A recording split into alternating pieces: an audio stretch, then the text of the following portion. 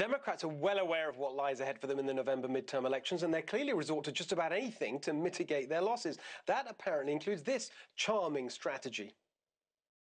Try to make Democratic base voters scared again. They can't motivate them on the basis of hope or their pocketbooks or any of these accomplishments. They have to scare the crap out of them and get them to come out. Here with a reaction, my California Rebel Base podcast co-host, Kristen Dumont. Scare the crap out of the voters. What do you think of that strategy? I'm not surprised. I actually hope that they do it because we know it won't work. You know, it's just unfortunate. The paid consultants who do this for a living, and this meaning vomit up terrible ideas, are leading their candidates into a shellacking. This is just not what the normal American voter cares about. And so it doesn't matter how many times they try to bring up January 6th, you know, that moment has passed. The number of normal voters who care about January 6th today is precisely 0. And that doesn't make them besties with the QAnon shaman. It just makes them normal. What they care about is the price of groceries. They care about food shortages. They care about the shelves being empty. We're hearing stories about baby formula not even being available. These are terrifying news reports. We care about our babies maybe being sent off to war. Who knows what's going on in the world? We care about debt. How much is it going to cost? Can we pay our rent?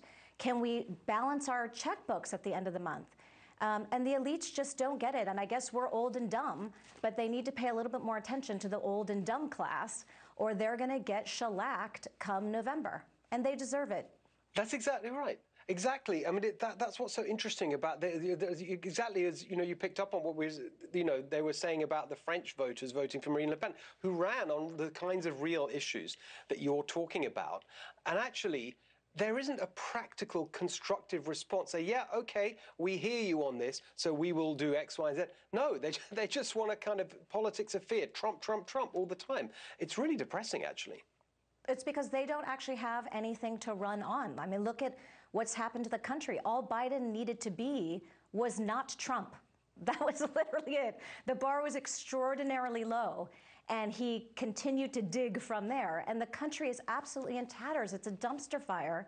And Americans are suffering. And instead of saying, we hear you, and here's how we're going to try to help you, do something on student loans, do something with inflation, do something with energy independence, something that actually is going to matter to the everyday American, they have no intention of doing any of those things. They don't care about our suffering.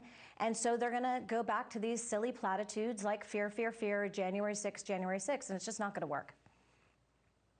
Yes, I just one slight correction there, Kristen, if I may. I think they are actually doing something about all these things. They're making them worse. That's basically what they're doing. Every single one of the problems, as we've pointed out before, like they create a problem and then they somehow find a way to make it even worse. Classic example, the border. They open the borders, and now with this Title 42 thing, they're going to make it even worse, and on through all the issues. Anyway, there we go. Kristen, great to see you as always. Make sure you check out our podcast where we have a lot of fun, and you will too if you join us.